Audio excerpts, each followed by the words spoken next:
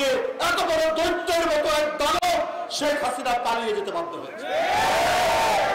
ওবায়দুল কাদের বলেছিলেন না, বঙ্গবন্ধুর কন্যা পালায় না।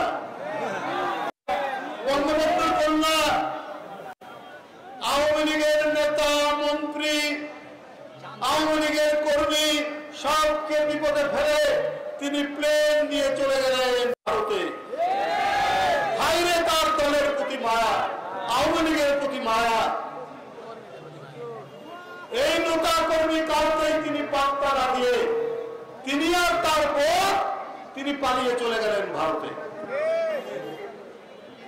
এই নেত্রী, আমি আওয়ামী লীগের যে সমস্ত নিরীহ ভাই বোন আছেন যারা জিন্দাবাদ দিয়েছেন তাদেরকে বলি, আরে আমার নেত্রী বেগম খালেদা জিয়াকে ওয়ান ইলেভেনে মঈনুদ্দিন ফখরুদ্দিন অনেক চেষ্টা করেছে, বাড়ি থেকে উৎখাতের চেষ্টা করেছে।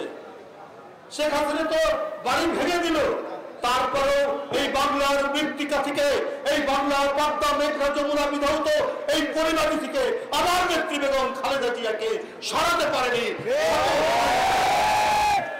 যত স্বৈরাচার এসছে, মঈনুদ্দিন ফখরুদ্দিন, হাসিনা কেউ পারেনি। আর উনি সুসুর করে উনি চলে গেলেন ভারতে। আপনি আমাদের একটা এখানে কথা যে শেখ হাসিনাকে টিকিয়ে রাখার জন্য যে সমস্ত আমলারা, ডিসিরা, সচিবরা, বড় বড় পুলিশ কর্মকর্তারা, এখনো হয়তো অনেকে নাই, অনেকের নামে মামলা, কেন চেষ্টা করেছিলেন? এর তো নিশ্চয়ই কারণ আছে।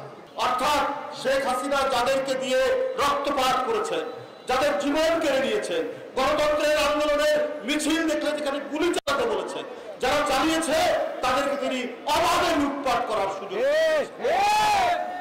তাদেরই যদি প্রেতাত্মা আবার কিছু কিছু এই সরকারের মধ্যে থাকে, তাহলে কি অন্তর্বর্তীকালীন সরকার ডক্টর মোহাম্মদ ইউনূসের নেতৃত্বাধীন, যেখানে সমস্ত গণতান্ত্রিক রাজনৈতিক দল যে সরকারকে সমর্থন দিয়েছে, ডক্টর ইউনূস সাহেব একজন গুণীজন, আন্তর্জাতিক সম্মান যিনি বয়ে নিয়ে এসছেন বাংলাদেশের জন্য, তাকে সবাই সহযোগিতা করতে চায়।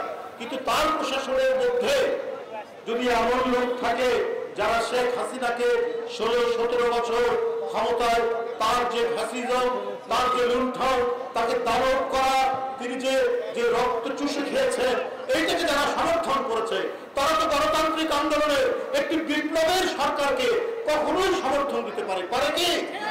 কখনোই করতে